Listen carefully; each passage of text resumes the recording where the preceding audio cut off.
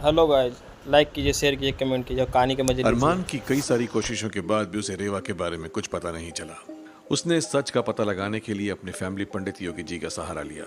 योगी जी तंत्र विद्या के बहुत बड़े ज्ञानी थे, इसलिए जब अरमान उनके पास पहुंचा तो उन्होंने मामले को तुरंत ही समझ लिया और फौरन ही अपने सहयोगियों को अपने पास बुला लिया। आओ आओ अरमान आओ, अच्छा हुआ तुम सुबह सुबह ही आश्रम आ गए। हम तुम्हें उन तीनों से मिलवाना चाहते हैं जिनके बारे में हमने तुम्हें कल बताया था। जी गुरुजी। आओ हमारे साथ। नमस्कार गुरुजी। सुखी रहो सुखी रहो। अरमान, ये है आंचल घोष, ये मेरी शिष्य है, पर ये कोई आम लड़की नहीं है। ये चीजों को छूकर उनसे जुड़े अतीत को देख सकती है। रेवा को ढूंढने में ये हमारी काफी मदद करेगी। हेलो। Hi sir. और इन्हें तो तुम जानते ही हो, कबीर राजपूत, हमारे आश्रम के मैनेजर, जो एक पैरानॉर्मल रिसर्चर भी हैं और आत्माओं से बात करने में काफी सक्षम हैं। अरमान भाई साहब, आप बिल्कुल भी चिंता को नहीं करो, हम रेवा को जल्द ही ढूंढ लेंगे। Thank you Kabir. गुरुजी, आपने कहा था 3 लोग जाएंगे भानगढ़, यहाँ तो कबीर और आंचल ही है बस। ये यूडी कहाँ रह गया अभी तक? गुरुजी, मैं आ गया जी। सॉरी, मैं थोड़ा लेट हो गया। यूडी, कब सुधरोगे तुम? हो बस जी, भानगढ़ से आते ही सुधर जाऊंगा जी। अरमान, ये हैं उदयतन राजगीर, इनके पिताजी हमारे काफी अच्छे मित्र हैं।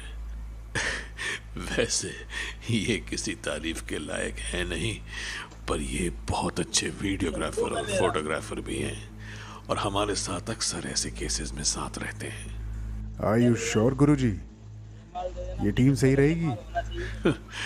आई नो यूडी को देखकर तुम्हें नहीं लगेगा, बट वो अपने काम में बेस्ट है। मुझे यकीन है ये तीनों रेवा को ढूंढ लेंगे।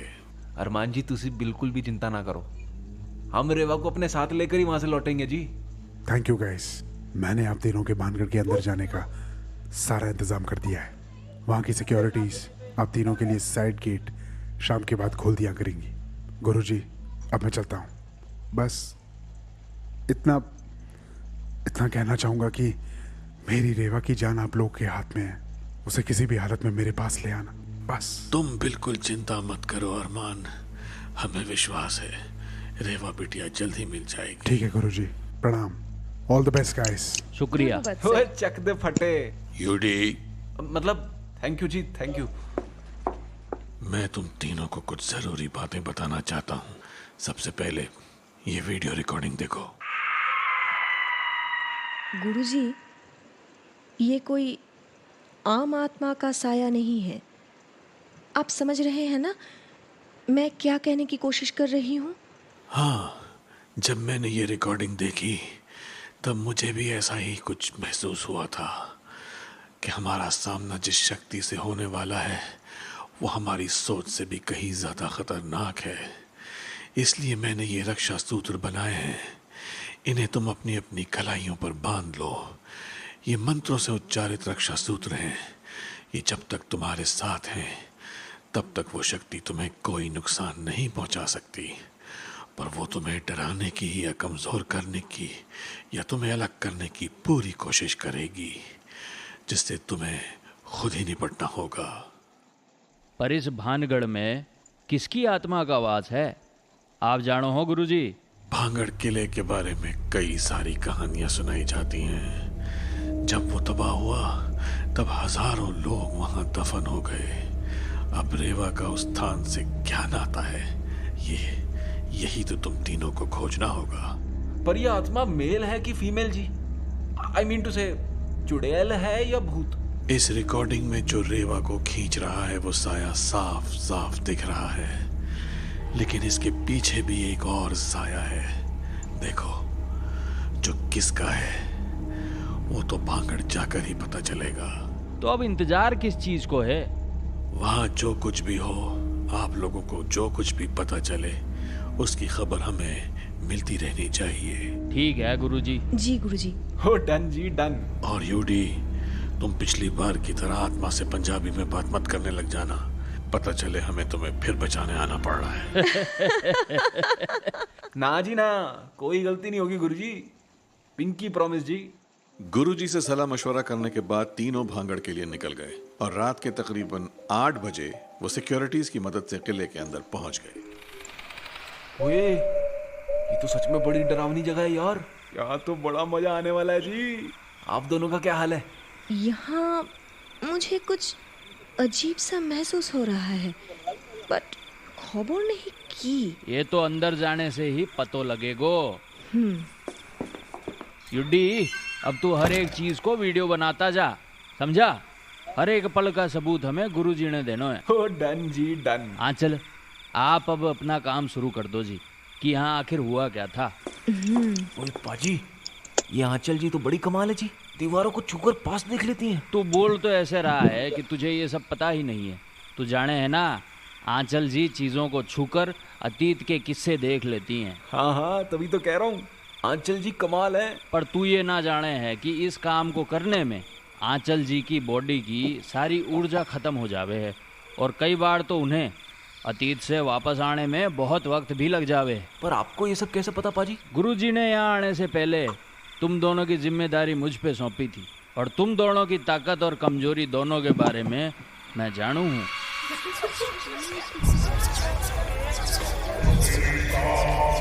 अरे ठीक तो हो आंचल जी?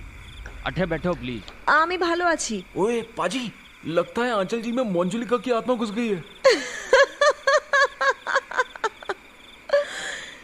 यूडी, तुम भी तो पंजाबी एक्सेंट में बात करते हो।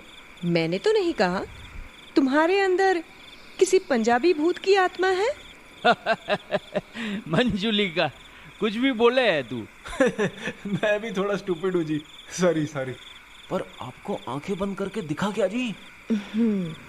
इस भानगढ़ की राजकुमारी रानी रत्नावती थी, जिनकी सुंदरता के चर्चे हर गांव में हुआ करते थे। एक बार जब वो अपने दासियों के साथ बाजार गई, तब एक काला जादू करने वाले तांत्रिक सिंधिया की नजर रानी पर पड़ गई और वो उनकी सुंदरता का कायल बन गया। उसने रानी को पाने के लिए अपने काले जादू का इस्तेमाल किया और अपने काले जादू को एक ईतर की बोतल में डाल दिया। पर उसे ऐसा करते एक दासी ने देख लिया और जाकर रानी जी को बता दिया।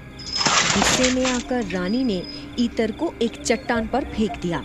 चट्टान पर काले जादू का असर हो गया और वो तांत्रिक की ओर बढ़ने लगी और अंत में वो तांत्रिक भी उस चट्टान द्वारा कुचला गया। पर तांत्रिक ने मरते मरते भानगढ़ को श्राप दिया कि ये पूरा भानगढ़ तबाह हो जाएगा। तो भानगढ़ में उस तांत्रिक की आत्मा है जी?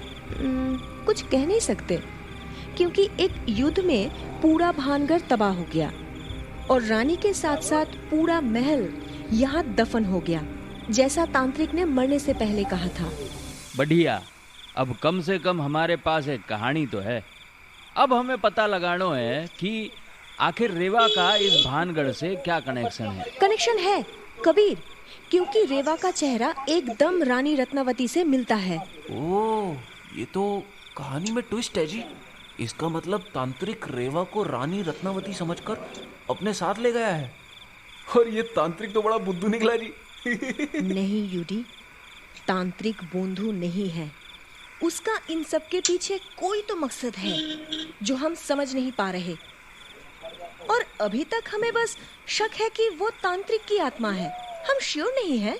मैं उनसे बात करने की ट्राई करूँ। अगर यहाँ तांत्रिक की आत्मा होगी तो उसे हमारा यहाँ आना बिल्कुल रास नहीं आया होगा। यूडी, तू कैमरा तैयार रखना एकदम। मैं तो एवर रेडी जी, आप शुरू करो पाजी।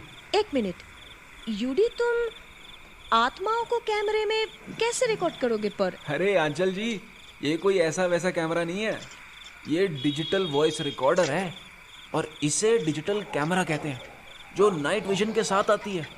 इन डिवाइसेस में ऐसे रेडिएशन होते हैं जो पैरानॉर्मल एक्टिविटीज को आसानी से कैद कर लेते हैं।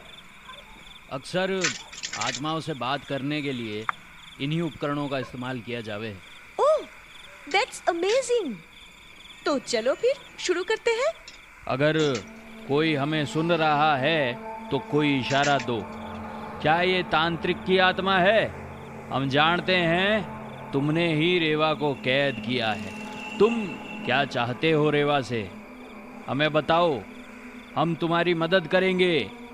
हमारी मदद के बिना तुम रेवा को नहीं पा सकते, जैसे तुम रत्नावती को हासिल नहीं कर पाए थे।